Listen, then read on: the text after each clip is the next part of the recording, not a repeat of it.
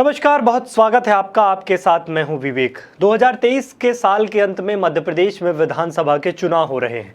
इस चुनाव के पहले भारतीय जनता पार्टी ने 39 प्रत्याशियों की दूसरी सूची जारी कर दी। इस लिस्ट के जारी होने के बाद तमाम कयास लगने शुरू हो गए। ऐसा इसलिए क्योंकि इस बार केंद्रीय मंत्री नरेंद्र सिंह तोमर को भी विधानसभा चुनाव का टिकट दे दिया गया। तोमर इस विधानसभा चुनाव में मुरैना के दिमनी विधानसभा सीट से मैदान पर उतरे हैं और इन तमाम प्रत्याशियों के ऐलान के बाद, जिसमें तोमर सहित 2 केंद्रीय मंत्रियों को चुनावी मैदान में उतारा गया, उसके साथ ही 39 उम्मीदवारों की इस लिस्ट में सांसदों को भी जगह दी गई है। खास बात यह है कि पार्टी ने जिन सांसदों को विधानसभा का चुनाव लड़ने के लिए टिकट दिया है, उनमें से लगभग सभी मुख्यमंत्री पद के प्रबल दावेदार हैं। इसके बाद ये कयास लगने शुरू हो गए कि क्या मुख्यमंत्री शिवराज सिंह चौहान का चेहरा अब बदल सकता है। सोशल मीडिया पर तमाम पोस्ट होना शुरू हुई कि क्या शिवराज सिंह चौहान को विधानसभा की टिकट नहीं दी जाएगी। किन किन सांसदों का लिस्ट में नाम है, पहले अगर उन पे बात करें तो दूसरी लिस्ट में केंद्रीय मंत्री नरेंद्र सिंह तोमर, प्रहलाद पटेल, इसके अलावा सांसद गणेश सिंह, फग्गन सिंह कुलस्ते, राकेश सिंह, रीति पाठक और सांसद उदय प्रताप सिंह का नाम शामिल किया गया है। इसके अलावा पार्टी में बीजेपी के महासचिव कैलाश विजयवर्गीय को विधानसभा चुनाव का उम्मीदवार बनाया है। ये जितने भी चेहरे हैं वह राज्य में कम सक्रिय नजर नहीं है। ये सभी सांसद को खुद मध्य प्रदेश के सीएम के प्रबल दावेदार माने जाते हैं। बीजेपी महासचिव कैलाश विजयवर्गीय से नरेंद्र सिंह तोमर तक मध्य प्रदेश के सियासी जंग में उतरने वाले चेहरे मुख्यमंत्री से कम सक्रिय राज्य में नजर नहीं आते। ये लोग खुद मुख्यमंत्री के प्रबल दावेदार माने जाते हैं। जब जब चर्चा होती है कि क्या मुख्यमंत्री शिवराज सिंह चौहान को केंद्र में भेजा जा सकता है, उनकी जिम्मेदारी बदली जा सकती है, तो इन्हीं लोगों का नाम विधानसभा में गिना जाता है और ये माना जाता है कि सीएम के कैंडिडेट हो सकते हैं। ऐसे में सवाल ये उठता है कि क्या पिछले 20 साल से बीजेपी का चेहरा बने सीएम शिवराज सिंह चौहान की भूमिका अब बदलने वाली है, और अगर ऐसा होता है तो क्या नई भूमिका के लिए शिवराज सिंह चौहान तैयार होंगे। किसी भी राज्य में अपने 5 साल का कार्यकाल पूरा करने से पहले राज्य के सीएम बदल देने की परंपरा भारतीय जनता पार्टी में काफ़ी पहले से रही है। फिर चाहे वह बात उत्तराखंड की हो, त्रिपुरा के हो या गुजरात की, पार्टी हर राज्य में इसी फार्मूले की तहत ही काम करती है।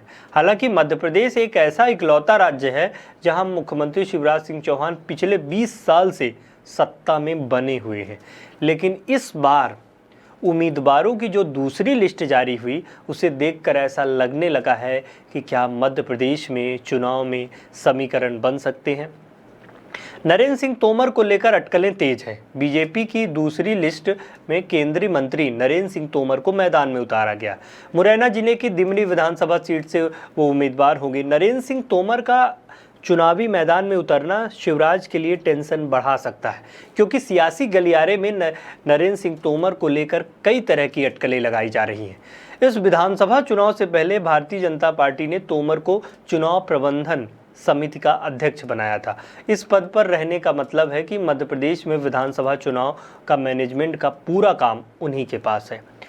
अब जो मैनेजमेंट करेंगे, जिनको जिम्मेदारी दी गई थी चुनाव लड़ाने की, उनको खुद मैदान में उतार दिया गया, और जिस तरह मैदान में उतारा गया, इसके साथ ही उन्हें प्रदेश के मुख्यमंत्री पद के प्रबल दावेदार के तौर पर देखा जाने लगा। अब तोमर को विधानसभा चुनाव में मैदान में उतार दिया गया और ये कयास लगाए जाने लगे कि क्या तोमर विधानसभा चुनाव के बाद सीएम का फेस हो सकते हैं। 2 नाम ऐसे हैं जो विधानसभा की रेस में हैं। नरेंद्र सिंह तोमर के अलावा प्रहलाद सिंह पटेल हैं। तोमर के लिस्ट के अलावा इनके बड़े चेहरे के नाम पे गिना जाता है। प्रहलाद सिंह पटेल और कैलाश विजयवर्गीय पार्टी को मजबूती के तौर पर एक दावेदार के तौर पर देखे जाते हैं।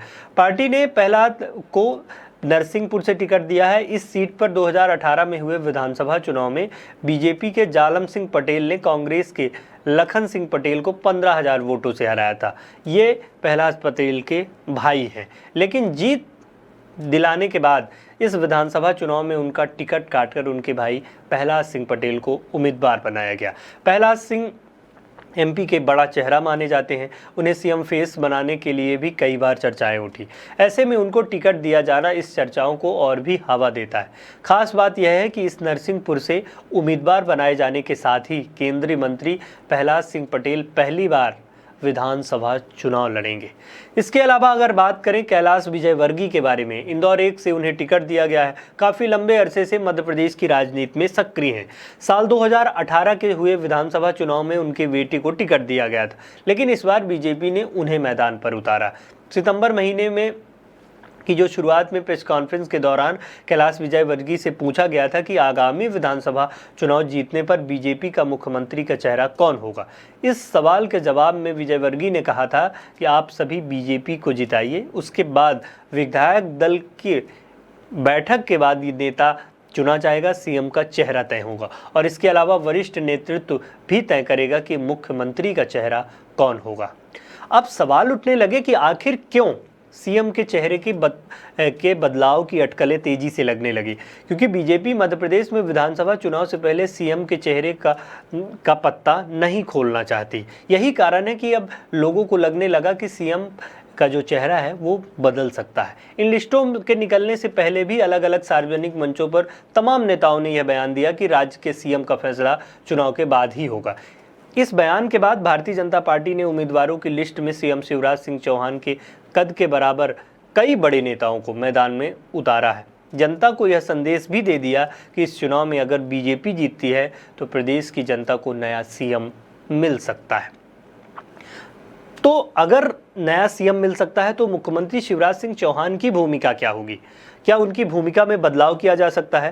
क्योंकि भारतीय जनता पार्टी भले ही वर्तमान में शिवराज सिंह चौहान के भरोसे नजर आ रही हो, लेकिन उम्मीदवारों की दूसरी लिस्ट में जिन नेताओं को जगह दी गई है उसमें से कई नेता पहले भी सीएम पद की दौड़ में रह चुके हैं और अपनी महत्वाकांक्षा भी कई बार जाहिर कर चुके हैं। ऐसे में सवाल उठने लगा कि क्या इस चुनाव के बाद शिवराज सिंह चौहान की भूमिका बदलकर उन्हें केंद्र भेजा जाएगा? क्योंकि मुख्यमंत्री शिवराज सिंह चौहान ने एक इंटरव्यू में ये कह चुके हैं कि मैं पार्टी के किसी भी योगदान के बारे में खुद फैसला नहीं लेता, पार्टी जो भी फैसला लेगी मैं वही करूंगा। अगर पार्टी मुझसे कार्यक्रमों में कालीन बिछाने को भी कहेगी तो वो भी करूंगा। मैं एक पार्टी का अच्छा कार्य करता हूं जो अपने बारे में निर्णय नहीं लेता। यह पार्टी तय करेगी कि कौन सा व्यक्ति किस स्तर के लिए फायदेमंद होगा। 2018 के विधानसभा चुनावों में भी दोनों पार्टियों में काफ़ी कशमकश देखी गई थी, लेकिन तीसरा दल भी वहां पर मौजूद था।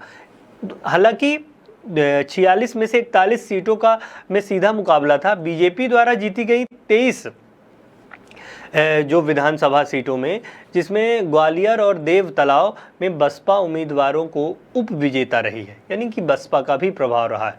लेकिन मुख्यमंत्री शिवराज सिंह चौहान को लेकर अब अटकलें तेज होने लगी। तेज इसलिए कि तमाम बड़े नेताओं को मैदान में बीजेपी ने उतार दिया है। तेज इसलिए भी क्योंकि क्या मुख्यमंत्री शिवराज सिंह चौहान की जो अटकलें थी केंद्र में भेजे जाने की, वो हो सकती हैं। तेज इसलिए भी कि मुख्यमंत्री शिवराज सिंह चौहान क्या अब आने वाले समय में सीएम का फेस नहीं होंगे, और यहाँ तक की चर्चाएं हैं कि क्या मुख्यमंत्री शिवराज सिंह चौहान का टिकट भी कट सकता है। अब ये किस तरह की परिस्थितियां होगी ये आने वाला वक्त बताएगा, लेकिन बीजेपी की दूसरी लिस्ट ने मध्य प्रदेश में सुगबुगाहट तेज कर दी है।